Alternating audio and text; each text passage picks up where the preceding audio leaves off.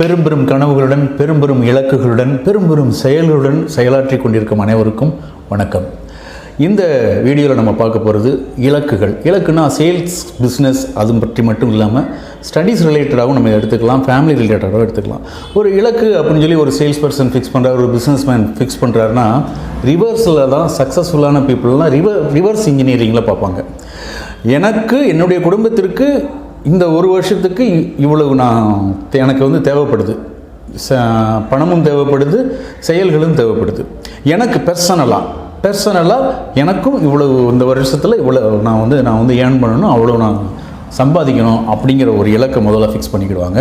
Fix பண்ணிவிட்டு அதை குவார்ட்டர்லியா, ஆஃபலியா, monthly, weekly, daily அப்படின்னு சொல்லி பிரிச்சுக்கிடுவாங்க. பிரிச்சுட்டு அப்படின்னா நான் சேல்ஸில் எவ்வளோ வின் பண்ணால் எவ்வளோ எனக்கு கிடைக்கும், எவ்வளோ பிஸ்னஸ் பண்ணால் எனக்கு எவ்வளோ கிடைக்கும், அப்படின்னா அதுக்கு நான் என்ன பண்ணணும்.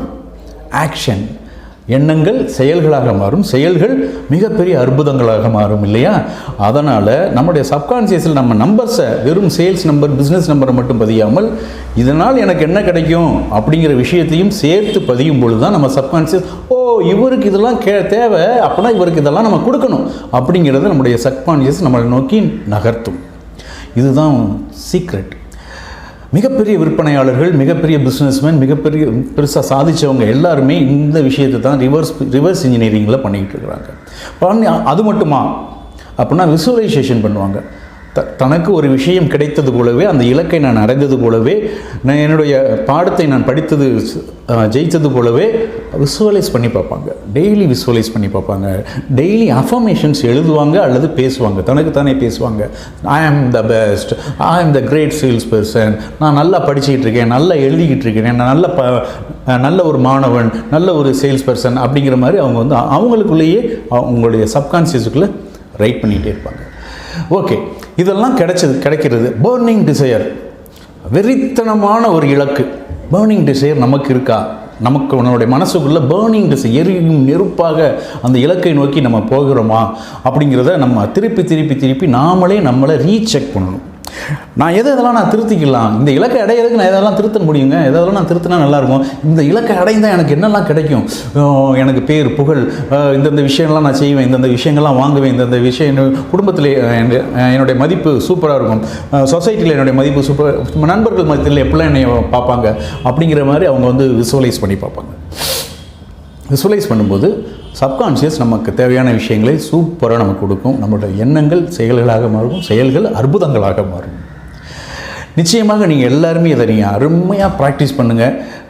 தொடர்ந்து இதை முயற்சி பண்ணிக்கிட்டே இருங்க. இதெல்லாம் பண்ணுறவங்களுக்கு என்னெல்லாம் கிடைக்கும் அப்படின்னா, ஒரு சேல்ஸில் நீங்கள் கஸ்டமர்கிட்ட பேசும்போதோ, ஒரு பிஸ்னஸ் டிரான்சாக்ஷன் நீங்கள் பேசும்போதோ உங்களுக்குரிய பவர்ஃபுல்லான வார்த்தைகளை சப்கான்ஷியஸ் கொடுக்கும். இதை செயல்களையும் கொடுக்கும். இதை செய்கிறதுனால உனக்கு அந்த டார்கெட்டை நீ மீட் பண்ணுவ, அந்த மாதிரி உங்களுடைய ப்ரெசன்டேஷன் ஸ்கில்லோ, சேல்ஸ் க்ளோசிங்கோடைய அந்த டெக்னிக்ஸோ, ஸ்ட்ராட்டஜியோ, அதே மாதிரி ஆஃப்டர் சேல்ஸ் நீங்கள் சர்வீஸ் பண்ணுற விஷயங்களோ, அந்த கஸ்டமரோட ரேப்பை அப்படியே பில்ட் பண்ணிவிட்டு அவங்கள்ட்ட இருந்து ரெஃபரல் நிறையா வாங்குறதோ, இந்த மாதிரி விஷயங்கள் எல்லாமே சப்கான்ஷியஸ் உங்களுக்கு கொடுக்கும். உங்களுக்கு அடுத்தடுத்து உங்களை உயர கொண்டு போய்கிட்டே இருக்கும். சூப்பரான ஒரு மெத்தட் இது. இதை சக்ஸஸ்ஃபுல்லான கிரேட் சேல்ஸ் பர்சன்ஸ் மட்டுமல்ல, வெற்றிகரமான மனிதர்கள் அனைவருமே எந்தெந்த விஷயத்துலலாம் அவங்க பண்ணுறாங்க, அவங்க எல்லாமே பண்ணுறாங்க. அவாய்ட் பண்ணுற ஒரு விஷயம் இருக்குது. இந்த விஷயத்தில் அவாய்ட் பண்ணுற விஷயம் இருக்குது. ஒரு டார்கெட்டை ஃபிக்ஸ் பண்ணிட்டீங்க, மந்த்லி மீட்டிங்னு ஒன்று ஃபிக்ஸ் பண்ணிட்டீங்க, இயர்லி மீட்டிங்னு ஒன்று ஃபிக்ஸ் பண்ணிட்டீங்க, அல்லது நீங்களே உங்களுக்கு ஒரு டார்கெட்டை ஃபிக்ஸ் பண்ணிட்டீங்க. அப்போ நெகட்டிவான பீப்புளை உங்கள் பக்கத்தில் வைக்கவே வைக்காதீங்க. ஐயோ இதெல்லாம் பண்ண முடியாது, அதெல்லாம் செய்ய முடியாது, அந்த மாதிரியான வார்த்தைகளுடைய பவர்ஸும் சப்கான்ஷியஸுக்குள்ள போகும். அதனால் அந்த மாதிரியான வார்த்தைகளை, அந்த மாதிரியான மனிதர்களை நீங்கள் புறந்தள்ளுங்கள். நீங்கள் சோஷியல் மீடியாவில் பார்க்குறதும் நெகட்டிவ் தான். அந்த மாதிரியான தேவையற்ற விஷயங்களெல்லாம் நம்ம உள்ளே போகும்போது அப்படியே சப்கான்ஷியஸுக்குள்ளே அது உள்ளே போய்கிட்டே இருக்கும். கேம்ஸும் அதே மாதிரி தான் இல்லையா? உங்கள் எல்லாருக்குமே தெரியும். எழுதுங்க, உங்களுக்கு என்னென்ன வேணுமோ அதை பூராமே எழுத சொல்கிறாங்க. சக்ஸஸ்ஃபுல்லான பீப்புள் எல்லாருமே என்ன சொல்கிறாங்கன்னா, எழுதுங்கள், எழுதி படிங்க அப்படிங்கிறாங்க.